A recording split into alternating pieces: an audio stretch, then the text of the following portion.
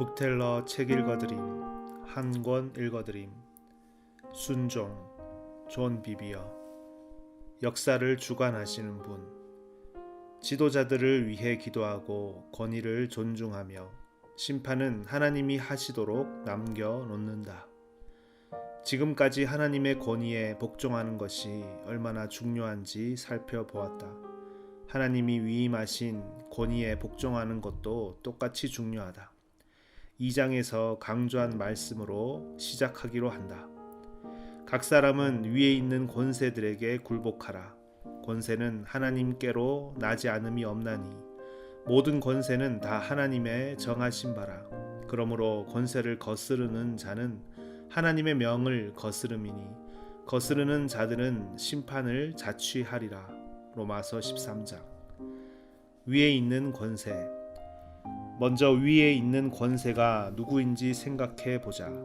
위 구절에서 바울은 정부 당국을 가리킨다. 그러나 이 명령은 정부 지도자뿐 아니라 다른 영역들에 있는 하나님이 권위를 위임하신 사람들에게도 적용해야 한다. 신약 성경에서 하나님이 권위를 위임하신 분야는 정부, 교회, 가정, 사회다. 신약 성경은 각 분야의 구체적 지침을 제시하지만 일반적으로 이 말씀은 모든 영역에 위임된 권위에 널리 적용해야 한다. 각 사람은 이라는 첫말에 유의하라. 예외가 없다는 점을 명심하라. 이 말은 명령이지 의견이 아니다. 주님은 지금 가볍게 귀뜸하거나 충고하시는 것이 아니다. 이어서 바울은 각 사람은 위에 있는 권세들에게 굴복하라고 한다. 여기 굴복은 헬라어 후포타소다. 지도자의 명령 하에 군대의 진용을 갖춘다는 뜻을 지닌 헬라의 군대 용어다. 군대 용어로 쓰지 않는 경우에는 자발적으로 복종하고 협조하고 책임을 감당하며 짐을 지는 태도를 뜻한다. 이 구절에 이 단어를 사용한 것은 온전히 순종할 마음으로 자발적으로 권위에 복종하라고 권하기 위해서다. 각 사람은 자기 삶을 다스리는 모든 권위를 하나님이 정하셨기 때문에 권위에 굴복해야 한다. 모든 권위의 기원은 하나님이다. 예외가 없다. 사실 이 구절에 나오는 정하셨다에 해당하는 헬라어는 지명하다, 임명하다는 뜻인 타소다. 이 단어에는 우연의 의미는 전혀 들어있지 않다. 하나님이 직접 지명하셨다. 모든 권위는 하나님이 정하셨으므로 그들의 명예를 더럽히거나 그들에게 복종하지 않는 것은 곧 그들 위에 있는 하나님의 권위를 부인하는 것이다. 하나님의 명령과 통치에 저항하는 것이다. 하나님이 위임하신 권위에 반대하면 하나님을 반대하는 것이다. 그리스도인은 인간 권위에 접할 때마다 성격을 넘어서 직분을 존중해야 한다. 우리는 하나님의 권위가 그 사람들 위에 있기 때문에 인간 권위에 순종한다. 그 사람 성격이 마음에 들든 그렇지 않든, 그 사람이 그런 직분을 가질 만한 사람이라고 생각하든 그렇지 않든 존중해야 한다는 말이다. 신자들은 하나님에게 복종한다고 고백하면서도 하나님이 위임하신 권위에는 복종하지 않는 경우가 많다. 미혹된 것이다. 하나님에게 순종하는 법을 배우면 인간에게 하나님이 위임하신 권위도 쉽게 인식할 수 있다. 하나님의 직접적 권위와 그분이 위임하신 권위 중 하나를 택해야 할 때가 있지 않은가? 그럴 때가 있다. 그러나 신자 대다수가 생각하는 것처럼 그리 흔한 일은 아니다. 다만 그리스도인 대다수가 순종을 예외로 생각하고 개인의 자유로운 선택을 정칙으로 본다는 것이다. 이런 논리를 따르다 파멸하는 길에 접어들 수 있다. 이미 살펴본 것처럼 그 결과는 혹독하다. 그렇게 하면 하나님의 심판 아래 들어갈 뿐 아니라 귀신의 세력이 합법적으로 들어올 길을 내주는 것이다. 계속 하나님에게 순종하며 복받으며 살아가려면 하나님이 위임하신 권위에 관한 한 우리가 선택할 것은 단 하나다. 복종하고 순종하는 것이다. 악한 권위도 하나님이 정하신 것인가? 이렇듯 성경은 모든 권위를 하나님이 정하셨다고 그 권위를 존중하고 복종하는 것이 마땅한 반응이라고 가르친다. 이 점에서 흔히 사람들은 마음에 담을 쌓는다. 흔하게는 이렇게 반박한다. 인정사정 없고 철두철미하게 악한 지도자들이 있다. 어떻게 감히 그 사람들도 하나님이 정하신 권위라고 할 수 있는가? 이 질문에 대한 답을 하면서 최악의 시나리오를 생각해보자. 히틀러나 스탈린 같은 지도자 말이다. 이 두 사람은 20세기에서 가장 악한 지도자일 것이다. 이들은 같은 부류라면 당연히 무척 잔인하고 악한 사람일 것이다. 그렇지 않은가?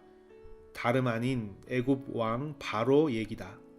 당연히 같은 범주에 드는 자다.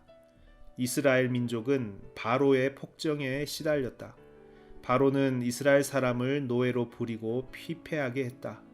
신체적, 정신적으로 학대했다. 그것도 모자라 수천 명씩 잔혹하게 죽였다.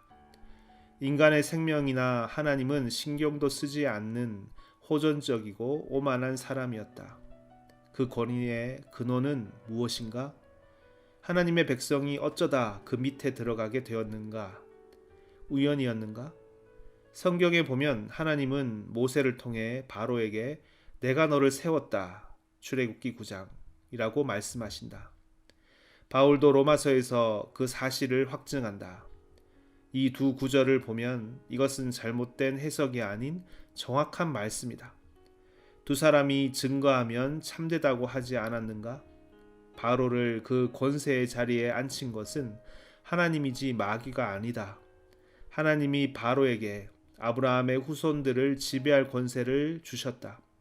모든 권세는 다 하나님이 정하신 바라는 말씀과 정확히 맞아떨어진다. 그렇다면 이스라엘 백성은 어쩌다 이 사악한 지도자의 권위 아래 들어가게 되었는가? 아브라함이 75세 때 하나님이 나타나셔서 그가 순종하면 그를 통해 큰 민족을 이루겠다고 말씀하셨다. 아브라함은 순종했다. 하나님이 그 순종을 어찌나 기뻐하셨는지 아브라함은 믿음의 조상으로 불리게 되었다. 그 순종에 대한 응답으로 하나님은 아브라함과 언약을 맺으셨다. 언약을 세우실 때 하나님은 이렇게 말씀하셨다. 너는 정령이 알라. 내 자손이 이방에서 객이 되어 그들을 섬기겠고 그들은 400년 동안 내 자손을 괴롭게 하리니. 창세기 15장. 괴롭게 한다는 말을 학대한다고 번역하기도 한다.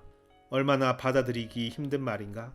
내 자식과 손자와 증손자에 대해 이런 말을 듣는다면 나는 별로 달갑지 않을 것이다. 이것은 힘과 위안을 주는 예언이 아니다. 생각해보라. 지금은 새천년의 첫 세기다. 그런데 거의 2400년대까지 내 후손들이 학대받을 것이다. 아마도 나라면 금방 이런 생각을 할 것이다. 이것이 하나님에게 순종한 대가로 주시는 약속과 축복이란 말인가? 더 흥미로운 것은 아직 이삭이 잉태되기도 전에 하나님이 이 예언을 하셨다는 것이다. 그들의 잘못 때문인가? 아브라함의 후손들은 장차 악을 행하여 그에 대한 벌로 바로의 밑으로 들어갈 수밖에 없었다. 그래서 하나님이 아브라함에게 미리 그렇게 말씀하신 것이다. 이것은 어디까지나 하나님이 계획하신 일이 아니다. 이렇게 생각할 사람도 있을 것이다. 이 논리가 맞는지 살펴보자. 답을 찾으려면 먼저 그들이 바로의 통치 아래 있게 된 경위를 알아야 한다. 아브라함의 아들인 이삭은 하나님을 경외한 사람이다. 이삭은 평생 순종하며 거룩한 삶을 살았다. 아내 리브가 사이에는 아들이 2명 태어났다. 형은 에서였고 아우는 야곱이었다. 둘은 여러모로 아주 달랐다. 하나님은 그들이 태어나기도 전부터 내가 야곱은 사랑하고 에서는 미워하였다. 로마서 9장을 당신의 생각으로 밝히셨다. 야곱은 처음에는 약간 반항적이었지만 결국 브니엘에서 하나님을 확실히 만났다. 그 만남을 통해 하나님은 야곱의 삶에 복 주시겠다는 언약을 세우셨다. 이름도 야곱에서 하나님과 함께한 방백이라는 뜻인 이스라엘로 바뀌었다. 그 후 우리는 야곱의 삶에서 깊은 헌신을 볼 수 있다. 그는 자기 가족들에게 우상을 멀리하고 하나님 앞에 정결함을 지키라고 명했다. 그 결과 이 가족이 가는 곳마다 하나님은 불신자들이 두려워하게 하셨다. 이스라엘은 12아들의 아버지였다. 11번째 요셉을 아버지가 편애했기 때문에 형들이 미워했다. 하나님은 요셉에게 꿈을 2차례 꾸게 하셨다. 요셉이 위대한 지도자가 되고 형제들이 요셉을 섬기게 된다고 예언하는 꿈이었다. 형들은 그 꿈에 심사가 뒤틀려 요셉을 없앨 음모를 꾸몄고 결국 요셉을 애굽의 노예로 팔아버렸다. 애굽에서 말로 다 할 수 없이 고독하고 낙심한 시절을 보내면서도 요셉은 하나님에게 늘 신실했다. 바로의 신하 한 명을 10년간 섬겼는데 주인의 아내를 겁탈했다는 얼토당토 않은 죄목으로 2년 넘게 감옥에 있어야 했다. 그때도 요셉은 변함없이 하나님에게 충성스러웠다. 그쯤 하나님은 함께 옥에 갇힌 바로의 2 신하의 꿈을 해석하게 하셨다. 요셉이 해석한 대로 하나는 처형됐고 하나는 복직됐으나 복직된 신하는 한동안 요셉의 부탁을 잊었다. 그런데도 요셉은 신실함을 잃지 않았다. 나중에 바로가 꿈을 꾸고 괴로워하자 복직된 신하는 요셉을 추천한다. 요셉은 감옥에서 불려나와 바로의 꿈을 풀이했다. 7년 풍년 후에 올 7년 기근을 경고하는 해석이었다. 하나님이 주신 지혜로 요셉은 풍년 기간에 곡물을 비축해 두라고 바로에게 조언한다. 바로는 요셉의 지혜를 신기해하며 요셉을 예굽의 2인자의 자리에 올렸다. 요셉의 경건한 아버지인 이스라엘은 고향에서 이런 일을 전혀 모른 채 살았다. 하나님은 이스라엘에게 아무것도 알리지 않으셨다. 기근이 2년간 계속되자 이스라엘은 아들들을 애굽으로 보내 곡물을 사오게 한다. 그렇지 않으면 모두 굶어 죽을 상황이었다. 갈 곳은 애굽밖에 없었다. 하나님이 지혜를 주셔서 기근을 대비한 나라는 애굽뿐이었기 때문이다. 하나님은 요셉을 통해 애굽에 계시를 주셨고 그 결과로 애굽은 풍족한 나라가 되었다.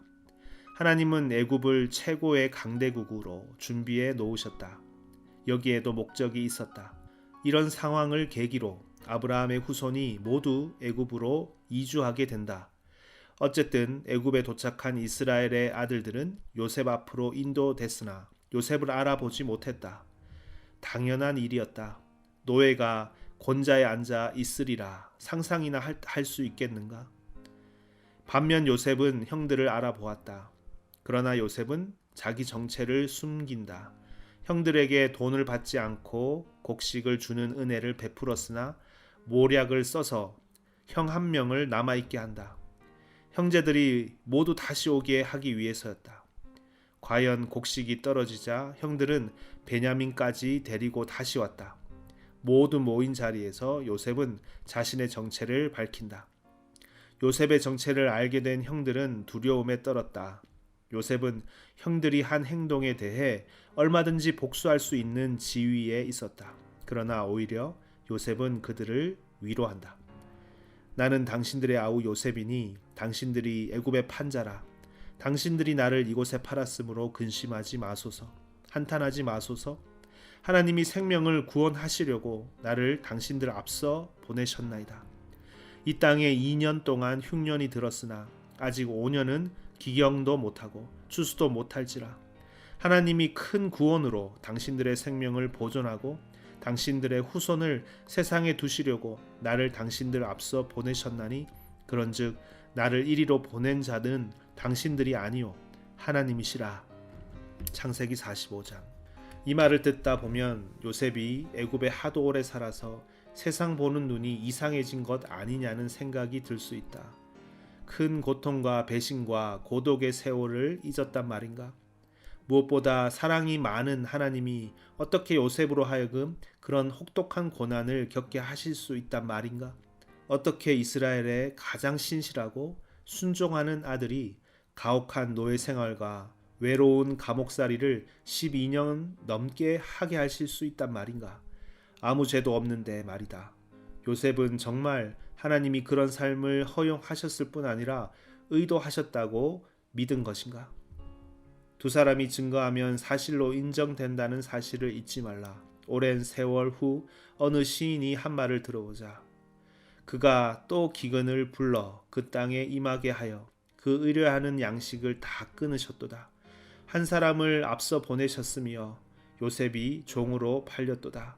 그 발이 착고에 상하며 그 몸이 쇠사슬에 매었으니 곧 여호와의 말씀이 응할 때까지라.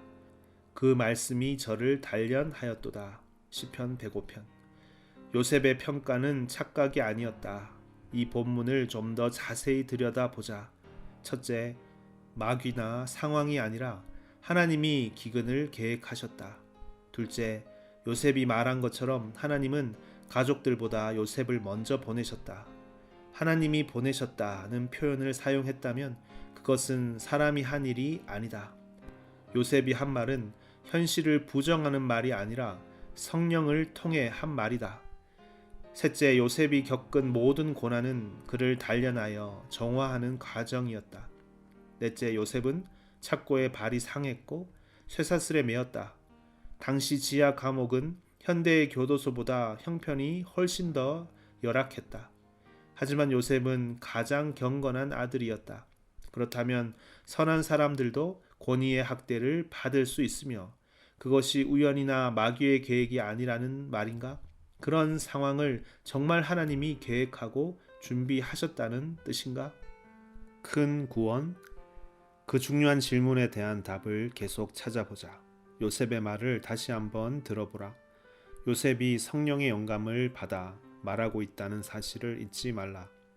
하나님이 큰 구원으로 당신들의 생명을 보존하고 당신들의 후손을 세상에 두시려고 나를 당신들 앞서 보내셨나니 그런즉 나를 이리로 보낸 자는 당신들이 아니요 하나님이시라. 창세기 45장. 큰 구원이라고 한다. 하지만 잠시 점검해 보자. 아브라함의 자손이 바로의 통치를 받은 것은 불순종했기 때문이 아니라 하나님이 계획하셨기 때문이라는 말이다. 더욱이 하나님은 요셉이 죽고 나면 곧바로 다른 바로가 일어나 이스라엘 백성을 학대하리라는 것을 이미 아셨다. 하나님은 이스라엘 백성이 400년간 고생할 것을 오래전에 아브라함에게 말씀하셨다.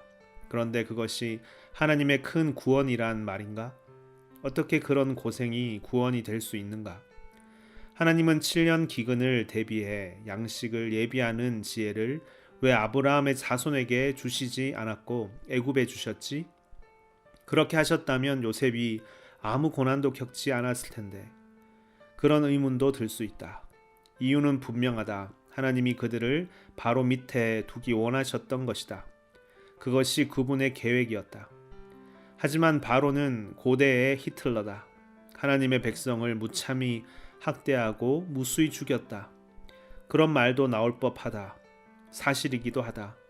그러나 우리는 하나님의 우선순위가 우리의 편안함이나 세상의 낙이 아니라는 사실을 잊어서는 안 된다. 하나님의 우선순위는 구속이다. 하나님이 바로에게 들려주신 지혜로운 말씀을 들어보라. 내가 너를 세웠음은 나의 능력을 내게 보이고 내 이름이 온 천하에 전파되게 하려 하였음이라. 출애굽기 9장. 그 전에 아브라함과 이삭과 야곱과 그 후손들은 여호와 하나님을 알았다. 세상과 다른 민족들은 아브라함과 이삭과 야곱의 하나님을 몰랐다. 그래서 모세가 바로를 찾아가 여호와의 이름으로 이스라엘을 보내라고 명하자 바로가 여호와가 누구간데 내가 그 말을 듣고 이스라엘을 보내겠느냐? 나는 여호와를 알지 못하니 이스라엘도 보내지 아니하리라 고 대답한 것이다. 바로와 애굽 사람들은 하나님을 몰랐다. 그러나 하나님이 이적을 행하여 이스라엘 백성을 구원하시자 상황이 변했다. 몇 차례 재앙을 겪은 후 애굽인들 중에 하나님 말씀에 귀를 기울이는 사람이 생겼다. 성경은 우박이 있기 전 바로의 신하 중에 여호와의 말씀을 두려워하는 자들은 그 종들과 생축을 집으로 피하여 들였다. 출애굽기 9장이라고 한다. 이내 그들은 바로에게 그 사람들을 보내어 그 하나님 여호와를 섬기게 하소서 하고 간청했다. 애굽 술객들도 왕에게 이는 하나님의 권능이나이다 하고 말했다.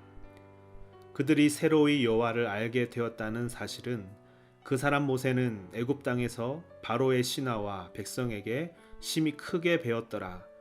출애굽기 11장. 이 말씀에 아주 분명히 나타난다. 그들은 하나님의 사람인 모세를 매우 존중했다. 그때쯤에는 여호와가 어떤 분인지 알았기 때문이다. 아브라함의 자손들이 애굽인들에게 은, 금, 패물과 의복을 구하자 그들이 다 주었다. 결국 바로도 여호와는 의로우시고 나와 나의 백성은 악하도다고 말했다. 마침내 온 애굽이 살아계신 하나님이 어떤 분인지 알게 된 것이다. 온 천하가 알게 되다. 애굽뿐 아니라 온 천하가 여호와를 참되고 살아계신 하나님으로 알게 되었다. 그 지식은 하나님이 지상 최고의 강대국을 낮추신 직접적 결과였다.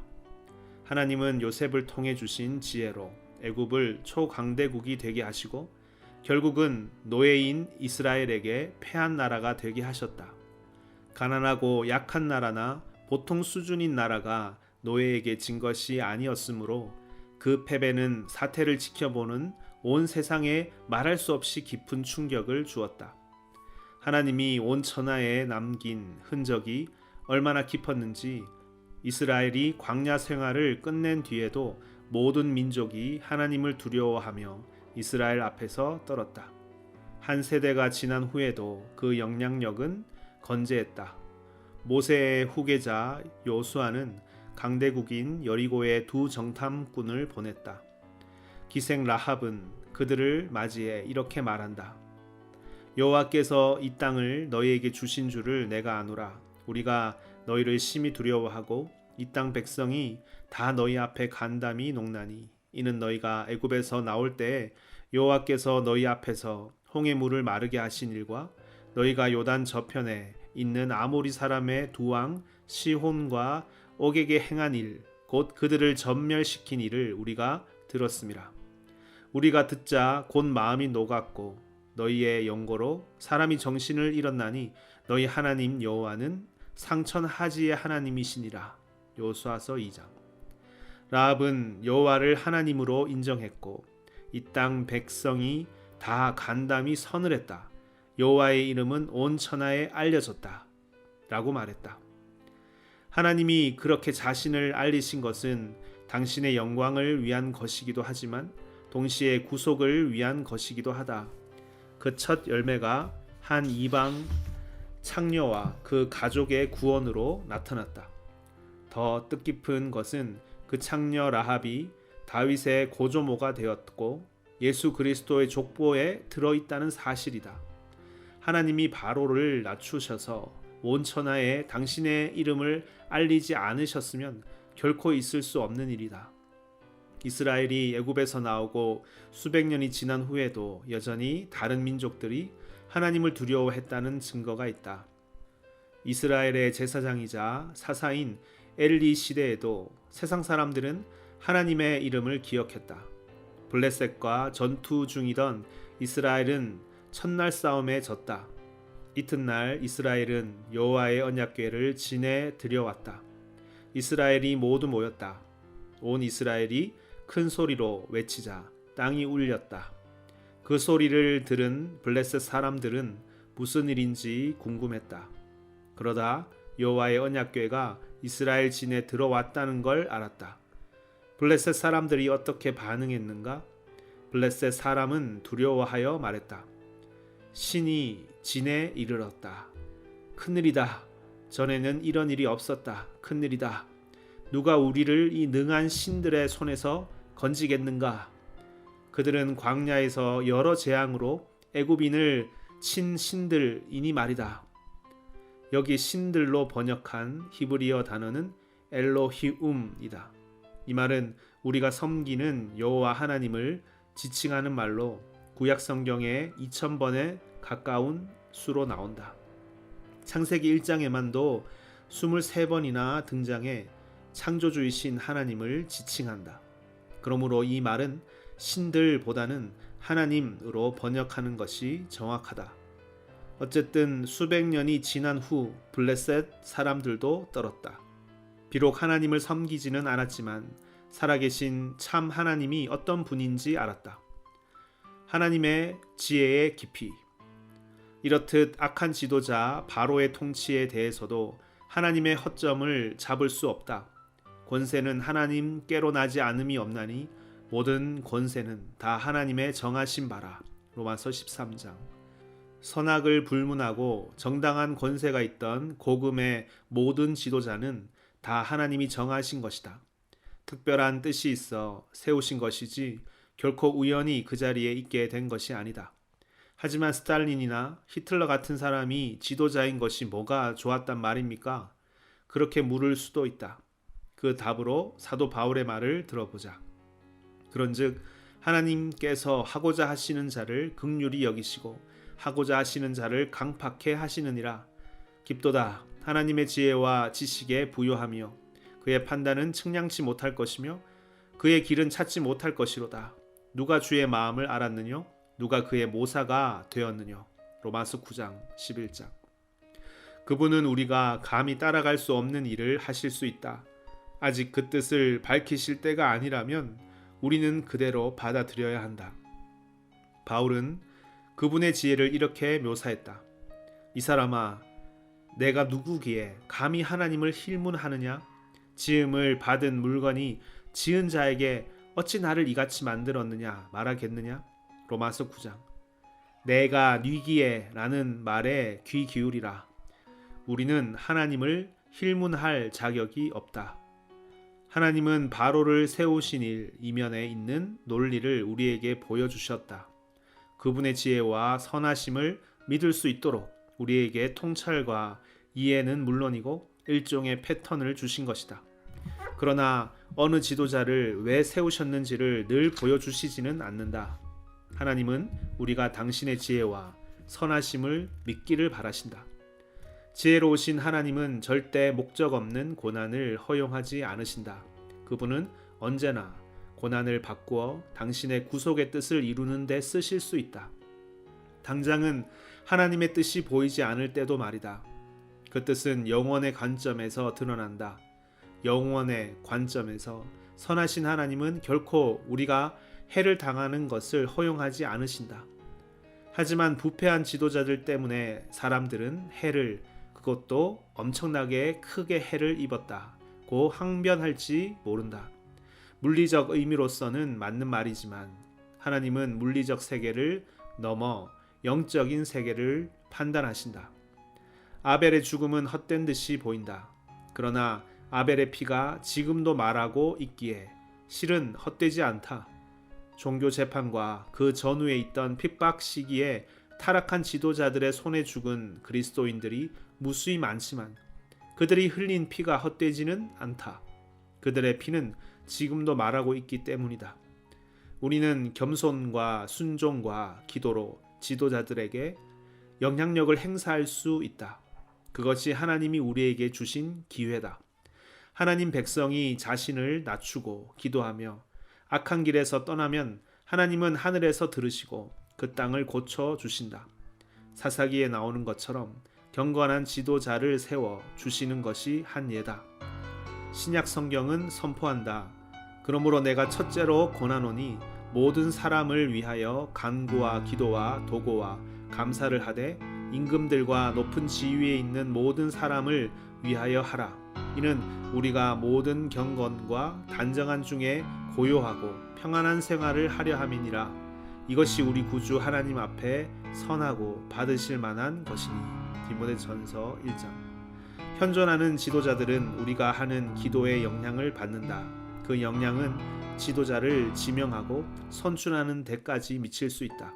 그러나 그 모두가 가능한 일이지만 예외인 경우도 있을 수 있다. 초대교회 성도들과 사도들은 자기들을 핍박하는 잔인하고 무자비한 권위와 자주 부딪혔다. 그들은 경건치 않게 살았거나 기도하지 않아서 고난을 겪은 것이 아니다. 그런 지도자들도 하나님의 구속 계획에서 감당하는 역할이 있었기 때문이다. 헤롯 아그리파 1세. 그중 하나로 헤롯 아그리파 1세를 생각해보자.